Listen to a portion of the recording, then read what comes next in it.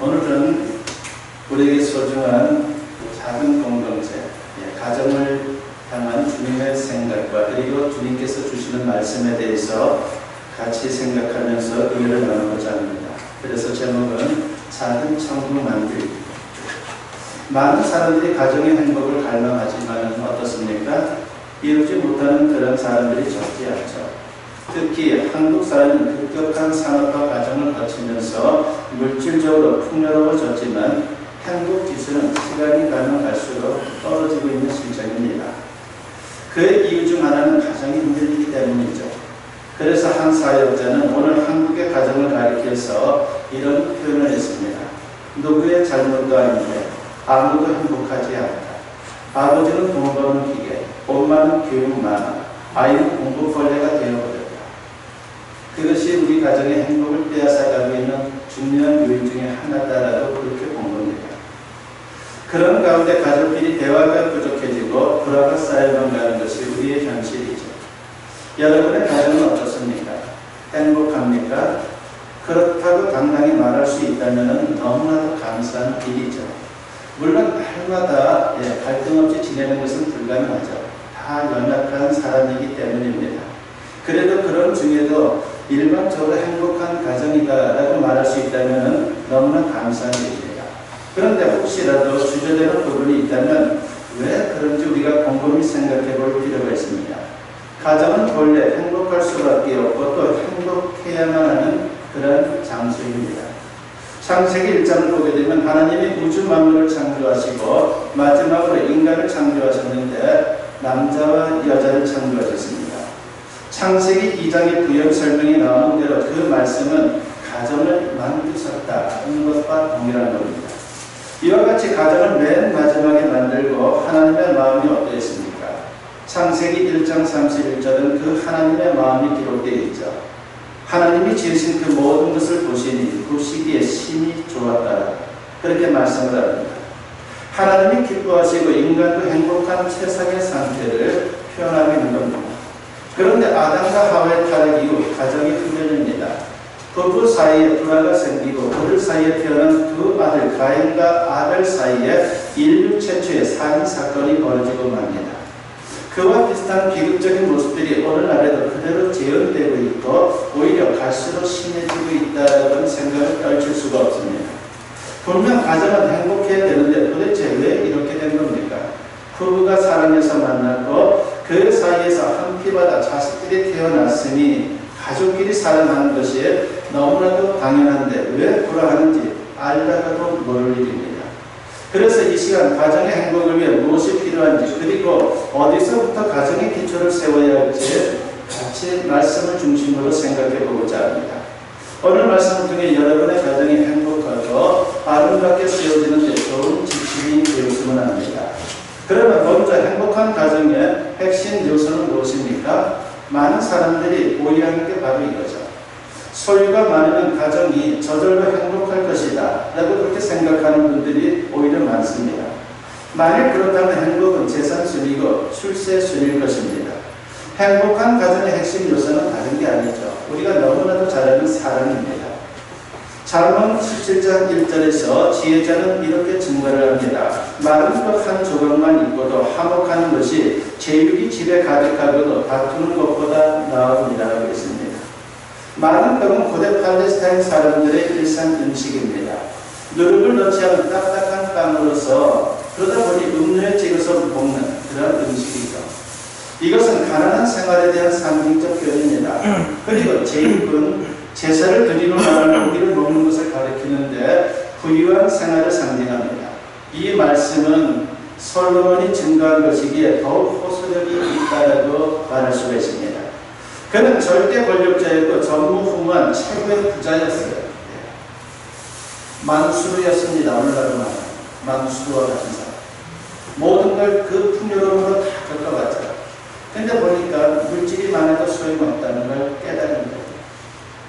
그러면서 이러한 지혜서를 남기게 된 겁니다. 그런데 재산이나 권세가 행복이 주어지는 게 아니라는 것을 절실히 깨달으면서 그는 진정 하나님께서 우리 가정에 무엇을 필요한지를 그는 알게 된 것입니다. 가정의 행복을 위한 핵심 요소는 화목, 즉 사랑이라는 겁니다.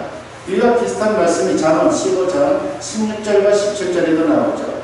가산이 적어도 여호와를 경외하는 것이 크게 부하고 번뇌하는 것보다 나으니라. 채소를 먹으며 서로 사랑하는 것이 살찐소를 먹으며 서로 미워하는 것보다 나으니라 그랬습니다.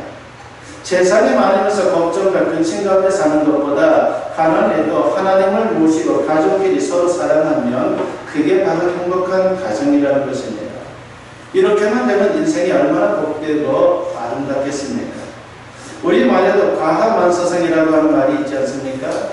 가정이 행복하면 가족들이 모두 행복하고 그들이 세상에 나가서 무슨 일을 하든 즐겁고 기쁜 마음으로 승리할 수가 있어요. 우리도 살면서 이런 마음을 공감을 할 때가 얼마나 많습니까? 그런데 가정의 행복을 파괴하는 자가 있습니다. 그것은 바로 사탄입니다. 창세기 3장을 보게 되면요, 사탄은 인류 최초의 가정 파괴범입니다. 그때부터 지금까지, 아니 종말의 날까지 가정을 파괴하는 짓을 계속하게 될 것입니다. 사탄이 무슨 짓을 합니까? 하나님과 인간 사이를 이간질합니다. 하나님이 주인인데 인간이 이를 거부하도록 충동질하는 겁니다. 그리고 인간끼리 사랑해야 되는데 인간이 아니라 물질을 사랑하도록 충동질을 합니다. 다시 말하면 자기 숭배와 물질 숭배에 빠지게 하는 것입니다. 그러면 인간이 행복할 줄 알지만 정반대예요. 오히려 불화와 근심이 가득하고 인생도 가정도 불행해질 수밖에 없습니다. 그러므로 인생과 가정의 행복을 회복하기 위해서는 오직 한 길만이 있습니다. 그것은 하나님께 나아가는 것입니다. 하나님을 주인으로 모시고 그분의 다스림을 받는 작은 천국이 되어야 합니다. 그럴 때 비로소 가정의 행복이 싹트게 되는 것이죠. 성경은 가족끼리 지켜야 할 가정 윤리를 가르쳐줍니다. 그 대표적인 말씀이 오늘 우리가 읽은 본문뿐만이 아니라 에베소서 5장 22절로부터 6장 4절까지 있는 말씀이에요. 언뜻 보면 세상에서 가르치는 가정 윤리와 큰 차이가 없는 것 같아 보입니다. 에베소서 5장 22절에 보면 아내들이여 자기 남편에게 복종하기를 주께 하듯 하라. 그리고 에베소서 5장 25절에서는 남편들아 아내 사랑하기를 그리스도께서 교회를 사랑하시고 그 교회를 위하여 자신을 주신같이 하라. 그리고 에베소서 6장 1절에서는 자녀들아 주 안에서 너희 부모에게 순종하라. 이것이 옳으니라. 그리고 에베소서 6장 4절에서는 또 아비들아 너희 자녀를 노엽게 하지 말고 오직 주의 교훈과 훈계로 양육하라고 했습니다. 그런데 이 말씀과 세상에서 말하는 가정 윤리 사이에는 근본적인 차이가 있다는 것을 우리가 발견할 수가 있습니다. 세상의 가정 윤리는 단순히 인간 대 인간의 관계만을 말하죠. 그런데 에베소서 본문을 잘 관찰해 보면요, 중요한 특징이 있습니다. 주라고 하는 단어가 반복해서 등장을 하고 있습니다. 즉 예수 그리스도를 가리키는 것이에요. 25절에는 주라는 단어 대신 그리스도라고 되어 있습니다. 그러니까 무슨 말입니까? 예수님이 주인되는 가정의 모습을 설명하는 겁니다. 그런 가정은 예수님이 다스리는 작은 천국이에요. 그러므로 이런 말씀들은 인간끼리 노력하고 애쓴다라고 해서 지켜지는 게 아닙니다. 세상의 많은 가정들이 가족끼리 사랑하고 싶은데, 그래서 화목하고 행복해지고 싶은데 잘 안 되는 이유가 바로 여기에 있습니다. 가족끼리 왜 지지고 뽑고 그렇게 삽니까? 하나님을 제쳐놓고 각자가 주인 노릇하려고 하기 때문이에요. 너도 주인 노릇하려고 하고 나도 주인 노릇하려고 하고, 그게 문제인 거죠. 인간은 너나 할 것 없이 별 수 없는 죄인이에요. 고상한 척 할 뿐입니다. 그 죄성의 본질이 무엇입니까? 들어가 보면 이기심입니다. 자기 생각을 주장하고 자기 욕심만 챙기려는 마음이 있어요. 가족 안에서도 그렇다는 것입니다. 그러니 서로 충돌할 수밖에 없습니다. 그런데 예수님을 믿으면 어떻습니까? 자신이 죄인임을 깨닫고 회개합니다. 그리고 예수님을 주인으로 모시고 살아갑니다. 그러니까 자연스럽게 자기 부인이 이루어지는 것이죠. 나는 없다. 주님 안에서 나는 없는 존재이다 하는 그런 생각이 드는 겁니다. 주님 앞에서 그래서 겸손할 뿐만이 아니라 인간관계에서도 자신을 고집하지 않고 겸손한 태도를 갖게 되는 것이죠. 그런데 예수님을 믿어도 자신이 계속 주인이 되려고 하는 습성이 우리에게 남아있어요. 예수님 믿는다고 바로 그 이후로 천사가 되는 게 아니에요. 성화의 과정을 거치는 겁니다. 그러다 보니까 부족한 게 많죠. 우리가 죄사함 받고 하나님의 자녀가 됐다는 것은 법적이고 신분적인 것이지 실제로는 육체를 가진 한 죄성이 그대로 남아 있습니다. 그래서 계속 영적인 전쟁을 벌여야 합니다. 내가 주인이 될 것인가, 주님을 주인으로 모실 것인가, 그런 와중에 사탄은 끊임없이 충동질을 합니다. 네가 주인이야. 네가 꿀릴 게 뭐가 있어. 그렇게 말하는 것이죠. 태초에 사탄이 아담과 하와에게 선악과를 따먹으면 하나님과 똑같아질 수 있다고 충동질한 것과 마찬가지입니다. 이와 같은 사탄의 충동질을 물리치고 예수님을 주인으로 모시고 사는 것을 가리켜서 성령 충만이다라고 말해요. 우리 인간의 힘으로는 올바른 인생을 살아갈 수가 없어요. 성령 충만해야지만 가능하죠. 만일 우리가 예수님을 믿어도 성령 충만의 상태를 유지하지 못하면요, 성경에서 말씀하는 가정 윤리를 지킬 수가 없습니다. 아내가 남편에게 복종하기 힘듭니다. 남편이 아내를 사랑하기 힘듭니다. 자녀가 부모를 공경하기 힘듭니다. 부모가 자녀를 바르게 양육하기가 힘듭니다. 에베소서 5장 18절에 이런 말씀이 나오죠. 술 취하지 말라. 이는 방탕한 것이니 오직 성령으로 충만함을 받으라고 했습니다. 예수님을 믿고 영접하면 내 마음에 성령이 와 계십니다. 이를 가리켜서 늘 말씀드렸지만 신학적인 용어로 성령의 내주하심이다 라고 표현합니다. 성령은 세상 끝날까지 우리를 떠나지 않아요. 그런데 성령은 인격적인 하나님이라 내가 고집을 부리면 그냥 내버려 둡니다. 내가 성령을 주인으로 인정하고 신뢰하고 순종할 때 그때 비로소 나를 다스려 주는 거예요. 간단히 말하면 성령이 나를 지배하고 통치하는 상태가 성령 충만입니다. 그런 점에서 사도 바울이 성령 충만을 설명하면서 술 취함을 비유로 사용한 것이죠. 앞뒤 문맥을 보면 갑자기 술 이야기가 나올 이유가 없어요. 술에 취했다는 것은 술 기운이 그 사람의 지정의 인격을 지배하고 통치하는 상태입니다. 이와 마찬가지로 성령 충만은 성령이 그 사람의 지정의 인격을 지배하고 통치하는 상태예요. 그러면 내 마음대로 생각하고 행동하지 않습니다. 성령이 기뻐하는 모습으로 생각하고 행동하게 되는 거예요. 그렇게 되면 하나님께 순종하게 되고 인간관계에서도 변화가 생기게 됩니다. 에베소서 5장 21절에서 사도 바울이 뭐라고 말합니까? 그리스도를 경외함으로 피차 복종하라고 했습니다. 죄인이 누리는 상대방에게 군림하려고 합니다. 그런데 예수님을 믿고 성령 충만하면 주님의 다스림을 받기 때문에 상대방에게 온유하고 겸손해질 수가 있습니다. 그러니까 서로 섬기고 복종할 수 있는 것이죠. 이렇게 해서 비로소 성경적인 가족 윤리를 지킬 수 있고 가족끼리 서로 사랑할 수가 있는 거예요. 그래서 예수님을 믿는 배우자를 만나는 축복이죠. 좀 부족해 보여도요, 예수님 만나지 않았으면 지금보다도 더 엉망진창이었을 거예요. 나에게 폭군처럼 돼 있을 겁니다. 그래서 우리가 예수님 믿고 살아가는 것은 너무나도 소중한 것입니다. 그렇게 해서 가정은 행복이 가득한 작은 천국이 될 수 있는 것이죠. 그렇습니다. 성령 충만을 유지해야 가정 윤리가 회복됩니다. 그렇다면 그것은 구체적으로 어떤 것들입니까? 에베소서 5장 22절부터 6장 4절에 나오는데 잘 풀어서 표현하면 이런 것들이에요. 이해하는 것입니다. 첫 번째가 이해하는 것. 성령 충만한 사람은 내 생각을 고집하지 않아요. 무엇보다 먼저 주님의 뜻을 생각합니다. 각자 그렇게 되면 가족끼리 한 생각으로 같아집니다. 그래서 사도 바울은 빌립보서 2장 2절에서 권면을 하죠. 마음을 같이하여 같은 사랑을 가지고 뜻을 합하이며 한 마음을 품으라고 했습니다. 같은 마음과 같은 사랑으로 한 마음이 되면 저절로 가정이 평화롭고 행복해집니다. 그 마음은 곧 주님의 마음입니다. 이게 바로 이해하는 것이죠. 이해하다라고 하는 단어는요, 많이 들어봤을 거예요. 영어로 말하면 understand입니다. 뭡니까? 밑에서 생각하는 거예요. under, 아래에서 생각하는 겁니다. 아래에서 서 있는 것.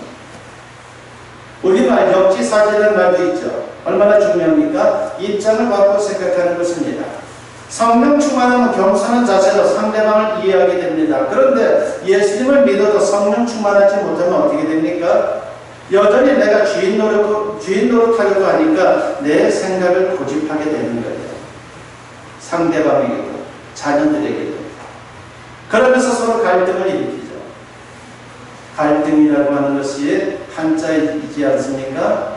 무슨 갈자입니까? 칡갈자예요. 칡갈자. 칡. 그리고 등자는 뭡니까? 등나무 등자입니다. 이게 합해진 것이 갈등이에요. 둘 다 동물식물인데 특징이 정반대입니다. 칡은 왼쪽으로 감아 올라가는데 등나무는 오른쪽으로 감아 올라갑니다. 그러니까 서로 엉키게 되는 거죠. 풀기가 어렵습니다. 결국 한쪽이 고사해야 싸움이 끝나는데 한쪽이 죽으면 그때 비로소 싸움이 끝나는 겁니다. 얼마나 비참합니까? 상처뿐인 영광의 자리에 서게 되는 거죠. 본래 이렇게 살아가고 주님이 우리를 가정을 꾸며주신 게 아닌데 이런 모습들이 너무나 많습니다. 또 정반대로 열리지라고 하는 나무가 있지 않습니까? 예. 본래 두 나무였는데 둘이 합쳐져서 아예 한 나무가 되는 것을 뜻합니다. 부부가 사랑으로 하나 되는 것, 혹은 가족이 하나 되는 것을 말합니다. 그런데 성령 충만하면 가족끼리 이렇게 되는 것입니다. 두 번째로 성령 충만하면 용서할 수가 있어요. 우리는 누구나 죄인입니다. 하나님 앞에 부족하고 허물이 많아요. 그런데 성령 충만하면 자기 자신을 돌아보기 때문에 상대방의 허물을 들추기보다는 용납하게 되는 거예요. 나도 그런데 알고 보면 나도 내세울 게 뭐가 있어. 이런 마음이 드는 거죠. 골로새서 3장 13절에서 사도 바울이 권면합니다. 누가 누구에게 불만이 있거든 서로 용납하여 피차 용서하되 주께서 너희를 용서하신 것 같이 너희도 그리하고 라고 했습니다. 주님이 나를 용서한 것처럼 나도 상대방을 용납하고 용서하는 것은 너무나도 당연하다라고 하는 겁니다. 이런 마음을 갖게 하는 것이 성령 충만할 때 가능해지는 겁니다. 세 번째로 성령 충만하면 존중하게 되어 있어요. 존중하는 겁니다. 죄인은 서로 높아지려고 하는 습성이 있습니다. 그런데 성령 충만하면 낮아지는 것이죠. 빌립보서 2장 3절에서 사도 바울은 이런 권면을 합니다. 아무 일에든지 다툼이나 허영으로 하지 말고 오직 겸손한 마음으로 각각 자기보다 남을 낮게 여기고 라고 했습니다. 남을 더 좋게 여기라는 것이죠. 서로 존중하고 높여주라는 겁니다. 인간관계에서 중요한 게 칭찬과 격려입니다. 가족끼리 서로 격려하고 칭찬하는 것은 보약 한 첩보다 더 좋은 것이에요. 격려하고 칭찬받으면요 얼마나 힘이 납니까? 바깥에서 어떤 어려운 일을 겪어도 다 이겨낼 수가 있어요. 너무나도 큰 힘을 얻는 거죠. 그럴 때 힘이 생기고 세상에서도 결국은 승리하게 됩니다. 네 번째로 성령 충만하면요 섬김의 인생을 살아갈 수가 있어요. 사람은 누구나 대접받고 싶어 합니다. 가족끼리도 마찬가지예요. 그러나 예수님은 이렇게 권면을 하죠. 산상수훈의 핵심 구절인 마태복음 7장 12절인데 이 말씀은 그리스도인의 윤리 중에 근본으로 황금률이라고 그렇게 표현합니다. 너무나도 귀중한 황금과 같은 법이다라고 하는 거죠. 마태복음 7장 12절에 보면 뭐라 그럽니까? 그러므로 무엇이든지 남에게 대접을 받고자 하는 대로 너희도 남을 대접하라. 이렇게만 되면 갈등이 생길 수가 없는 것이죠. 이런 가정이 진짜 작은 천국을 이루게 되는 것입니다.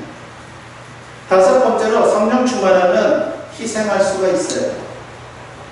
우리의 문제는 상대방이 먼저 해주기를 바라고 기다린다는 거예요.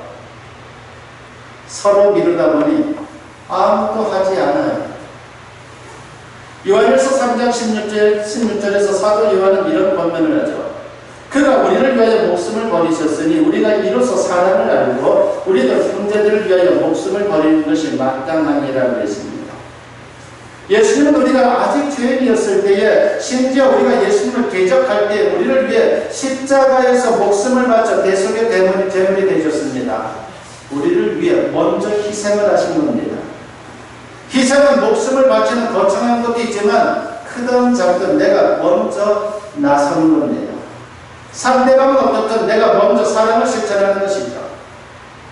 이것이 행복한 가정을 만드는 비결이다라는 겁니다. 구약에 우리가 잘 아는 요셉을 한번 생각해 보세요. 그 가정에 자녀들이 그렇게 많으니, 부인이 또 그렇게 많으니 얼마나 시끄럽겠습니까? 수많은 갈등과 원한이 있었죠. 그런데 요셉은 그런 가운데서도 먼저 희생을 했어요.